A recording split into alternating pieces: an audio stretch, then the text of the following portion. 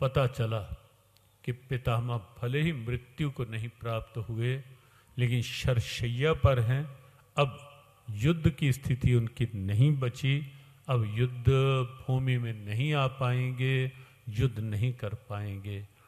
तब जाकर के धृतराष्ट्र के भीतर की चिंता, जो स्वाभाविक एक प्रश्न के रूप में प्रकट हुई, वो गीता जी का प्रथम श्लोक है, धृतराष्ट्र उवाच का।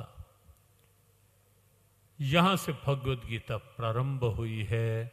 धृतराष्ट्र ने कहा, संजय, धर्म क्षेत्रे कुरुक्षेत्रे समवेता युयुत्सवः मामकः पांडवश्चैव किम अकुर्वत् संजय। हे संजय, कुरुक्षेत्र की धर्म भूमि में युद्ध की इच्छा से एकत्रित युयुत्सवः मेरे और पांडु के पुत्रों ने, मामकः पांडवश्चैव मेरे और पांडु के पुत्रों ने किम अकुर्वत् क्या किया। कोई पूछे धृतराष्ट्र से, अरे भले आदमी,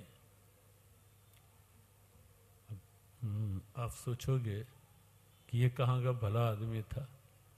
अब लेकिन व्यासपीठ क्यों अपनी बुराई ले ये कह करके कि अरे बुरे आदमी। व्यासपीठ तो वही बोलेगी जो व्यासपीठ की गरिमा है। अरे भले आदमी, तो ये तो सोच ले प्रश्न करते हुए कि वहां क्या गेट टुगेदर करने गए थे तेरे और पांडु के पुत्र कुरुक्षेत्र में।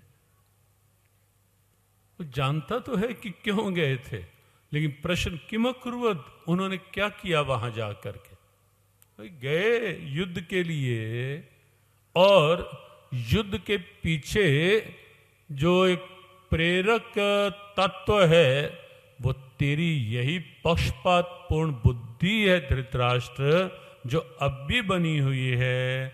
मामकः पांडवश्चैव। विचार करना, धृतराष्ट्र यदि पांडु के पुत्रों के प्रति ये भेदभाव ना रखता, ये सोच लेता वो छोटे भाई के पुत्र हैं, मेरे ही तो हैं, और छोटा भाई नहीं रहा। हर बात गीता में आप पाएंगे, पारिवारिक मूल्यों का विखंडन कैसे होता है, पारिवारिक सद्भावनाएं बिखरती कैसे हैं, और पारिवारिक सद्भावनाएं फिर से कैसे संरक्षित हो सकती हैं। गीता पढ़ेंगे तो आपको निश्चित ऐसे परस्परम भावयन्तः जैसे ढेरों सूत्र मिलेंगे, जहां पारिवारिक सद्भावनाएं सुरक्षित हो रह सकती हैं, संरक्षित हो सकती हैं, विखंडन से, टूटन से बच सकती हैं।